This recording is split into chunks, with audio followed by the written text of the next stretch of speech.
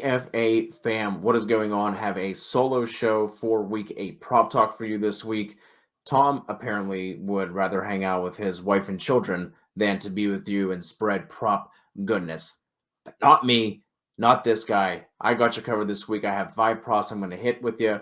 If you want to jump into the Discord, Tom will be sharing his props in there, and we'll be talking about other props as well. So let's jump right into it, not waste any time. My first one, I'm going to start with an under, and I'm going with Joe Burrow, under 32.5 passing attempts. Now, on the year, the Bengals have the 9th lowest passing rate. They're averaging just 30.4 pass attempts per game. That is the 5th lowest in the league.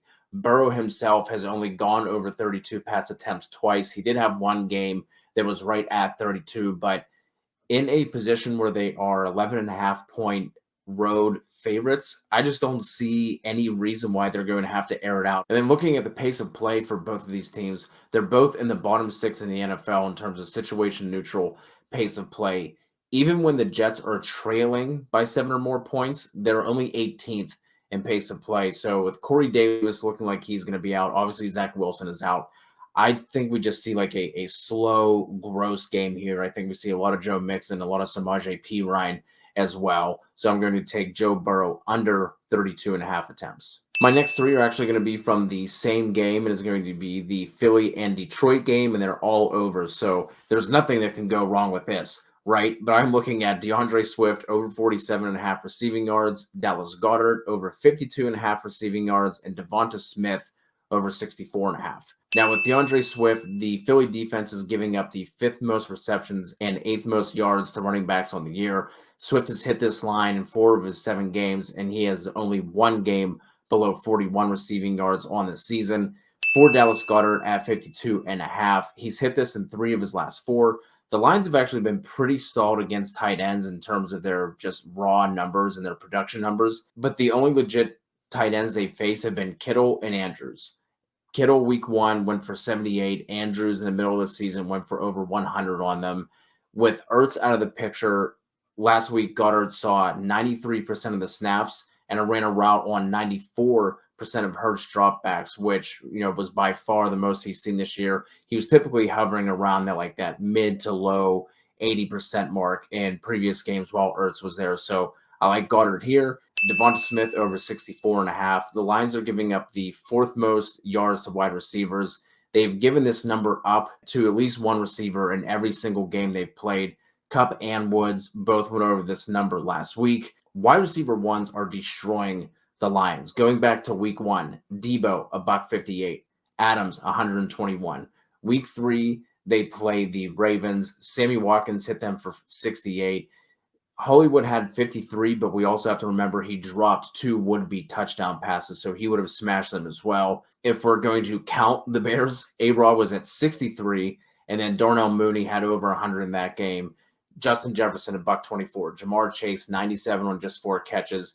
And like I said, last week, Kupp hit them for 156. So I really like the Slim Reaper in this spot. Got 2 more for you to finish this out. First one up is going to be Michael Pittman over 63.5 receiving yards.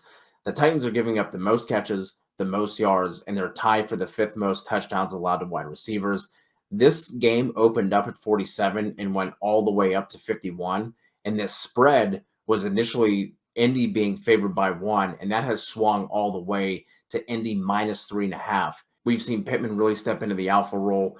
Really like him in this spot. 63.5 seems a little bit low in this game going up against that defense. And then my last one for the brand is going to be Michael Carter over 3.5 receptions. And this one you can actually get at plus money on DraftKings. It's sitting at plus 130. Again, I already touched on this matchup when I was talking about Joe Burrow. Jets 11.5-point dogs.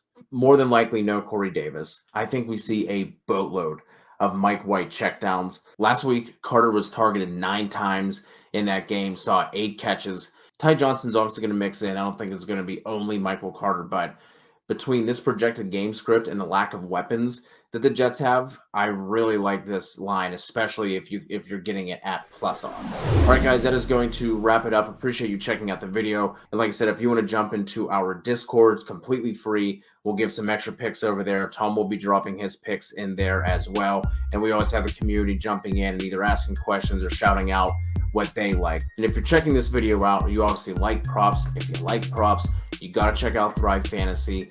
If you don't know what they are, think DFS, think DraftKings, but with player props. So you're not choosing salaries and picking your lineup that way. They have contests where they have 20 props for you to pick from. You pick 10. That's how you make your lineup. And then if you score the most points, you finish in the money, you get paid out. Super simple. You don't have to dig super deep into the, Deontay Harris's and that sort of thing.